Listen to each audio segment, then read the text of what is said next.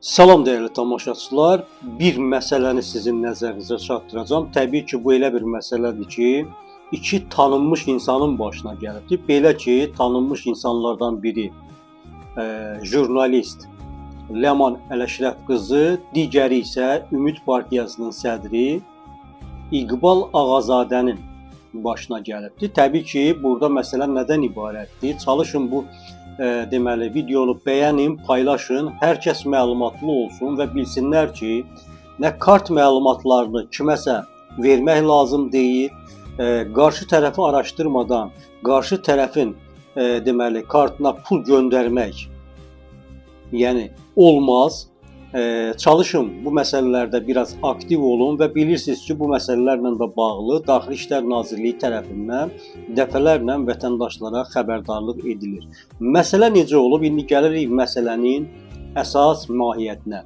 Deməli, həmin şəxs İqbal Ağazadənin adı ilə Ləman xanımın xəstəxanadayam deməli deyib, kartımda pul yoxdur. Sizdə 300 manat varsa mənə göndərin, 2-3 saat ərzində mən o pulu sizə qaytaracağam. Ləman xanım da bildirir ki, mən də heç nə soruşmadan baş üstə İqbal bəy deyib həmin pulu qarşı tərəfin kartına göndərdim. Ardınca daha sonra ikinci dəfə yəni 420 manat istədim. Kartımda olan 300 manatı da deməli qarşı tərəfin kartına göndərib Ləman xanım. Toplam ümumilikdə 600 manat köçürəndən sonra həmin şəxs Telegram vasitəsilə qısa zəng edir və 340 manat əlavə istəyir. Yəni 3-cü dəfə artıq 340 manat pul istəyir.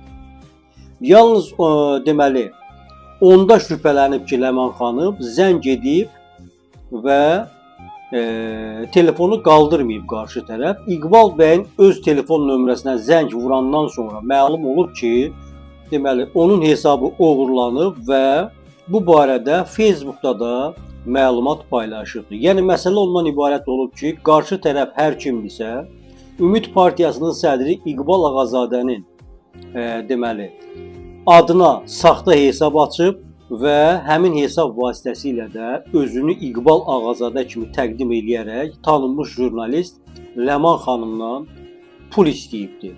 Nəticə etibarı ilə də baxın, Ləman xanım bu vəziyyətə gəlib düşüb.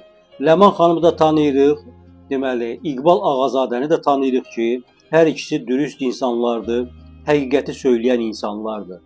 Və bu məsələ barədə təbii ki, Daxili İşlər Nazirliyinin mətbuat xidmətindən bildirilib ki, məsələ nəzarətə götürülüb və araşdırılır. Bu məlumatı da Qafqaz Info öz səhifəsində paylaşım eləyib. İndi əziz dostlar, çalışın bu videonu bəyənin, paylaşın. Qoyun hər kəs görsün, xəbərdar olsun ki, qarşı tərəfi tanımadan, bilmədən kart məlumatlarınızı verməyin. Qarşı tərəfi tanımadan, bilmədən onların kartlarına pul köçürməyin və belə məsələlərdə çalışın, diqqətli olun ki, siz də bu vəziyyətə düşməyəsiniz.